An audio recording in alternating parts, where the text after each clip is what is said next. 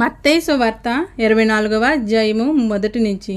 యేసు దేవాలయము నుండి బయలుదేరి వెళ్ళుచుండగా ఆయన శిష్యులు ఆ దేవాలయపు కట్టడములు ఆయనకు చూపింపవచ్చిరి. అందుకాయన, మీరు ఇవన్నీ చూచుచున్నారు కదా, రాతి మీద రాయి ఒకటైనను ఇక్కడ నిలిచియుండకుండా పడద్రోయబడినని మీతో నిశ్చయముగా చెప్పుచున్నానని వారితో అనెను. ఆయన ఒలివల కొండ మీద కూర్చుండి ఉన్నప్పుడు శిష్యులు ఆయన యొద్దకు ఏకాంతముగా వచ్చి, ఇవి ఎప్పుడు జరుగును? నీ రాకడకును ఈ యుగ సమాప్తికిని సూచనలేవి మాతో చెప్పమనగా, యేసు వారితో ఇట్లెనెను, ఎవడునూ మిమ్మును మోసపరచకుండా చూచుకొనుడి. అనేకులు నా పేరిట వచ్చి నేనే క్రీస్తునని చెప్పి పలువురిని మోసపరిచెదరు. మరియు మీరు యుద్ధములను గూర్చియు యుద్ధ సమాచారములను గూర్చియు వినబోదురు. మీరు కలవరపడకుండా చూచుకొనుడి. ఇవి జరగవలసి ఉన్నవి గాని అంతము వెంటనే రాదు. జనము మీదకి జనమును, రాజ్యము మీదకి రాజ్యమును లేచును. అక్కడక్కడ కరువులను, భూకంపములను కలుగును. ఇవన్నీ వేదనలకు ప్రారంభము. అప్పుడు జనులు మిమ్మును శ్రమల పాలు చేసి చంపెదురు. మీరు నా నామము నిమిత్తము సకల జనుల చేత ద్వేషింపబడుదురు. అనేకులు అభ్యంతరపడి ఒకనినొకడు అప్పగించి ఒకనినొకడు ద్వేషింతురు. అనేకులైన అబద్ధ ప్రవక్తలు వచ్చి పలువురిని మోసపరుచెదురు. అక్రమం విస్తరించుట చేత అనేకుల ప్రేమ చల్లారును. అంతము వరకు సహించువాడెవడో వాడే రక్షింపబడును. మరియు ఈ రాజ్యసువార్త సకల జనులకు సాక్షార్థమై లోకమందంతటను ప్రకటింపబడును. అటు తరువాత అంతము వచ్చును. కాబట్టి ప్రవక్త అయిన దానియేలు ద్వారా చెప్పబడిన నాశనకరమైన హేయ వస్తువు పరిశుద్ధ స్థలమందు నిలుచుట మీరు చూడగానే చదువువాడు గ్రహించుగాక. యోదయాలో ఉండువారు కొండలకు పారిపోవలను.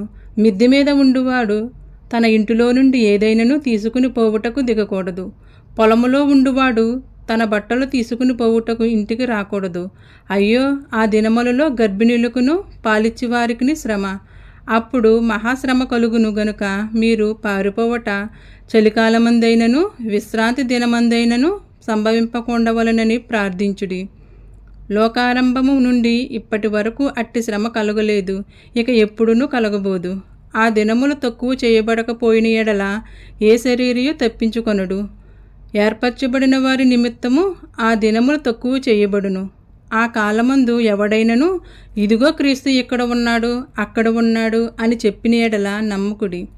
అబద్ధపు క్రీస్తులను అబద్ధపు ప్రవక్తలను వచ్చి సాధ్యమైతే ఏర్పరచబడిన వారిని సహితము మోసపరుచుటకై గొప్ప సూచక క్రియలను మహత్కార్యములను కనపరచెదరు. ఇదిగో ముందుగా నేను మీతో చెప్పియున్నాను. కాబట్టి ఎవరైనను ఇదిగో అరణ్యములో ఉన్నాడని మీతో చెప్పినను వెళ్ళకుడి. ఇదిగో లోపల గదిలో ఉన్నాడని చెప్పినను నమ్మకుడి.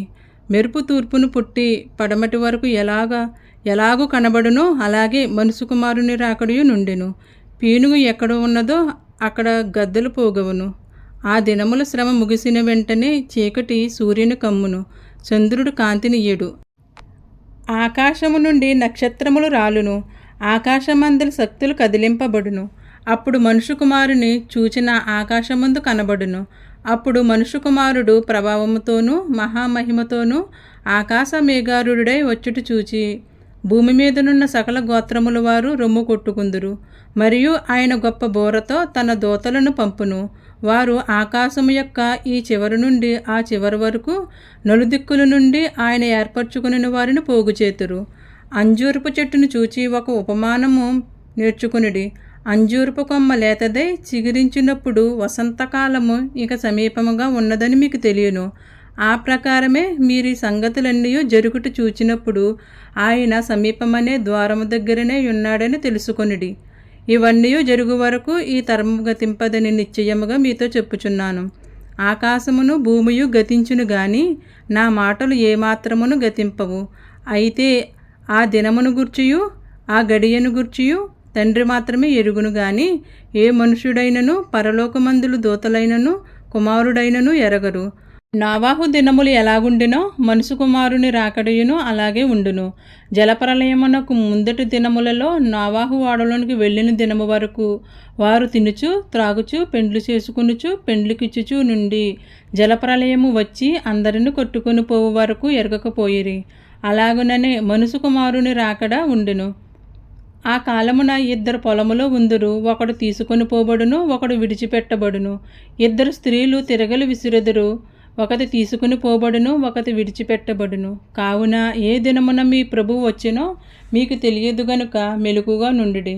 ఏ జామున దొంగ వచ్చినో ఇంటి యజమానునికి తెలిసి ఇంటిని ఎడల అతడు మెలకుగా ఉండి తన ఇంటికి కన్నం వేయనీయుడని మీరెరుగుదురు. మీరనుకొనని గడియలో మనుష్య కుమారుడు వచ్చును గనుకనే మీరును సిద్ధముగా ఉండుడి. యజమానుడు తన ఇంటివారికి తగిన వేళ అన్నము పెట్టుటకు వారిపైన ఉంచిన నమ్మకమైన వాడును బుద్ధిమంతుడునైన దాసుడెవడు? యజమానుడు వచ్చినప్పుడు ఏ దాసుడు ఇలాగూ చేయుచుండుట అతడు కనుగొనునో ఆ దాసుడు ధన్యుడు.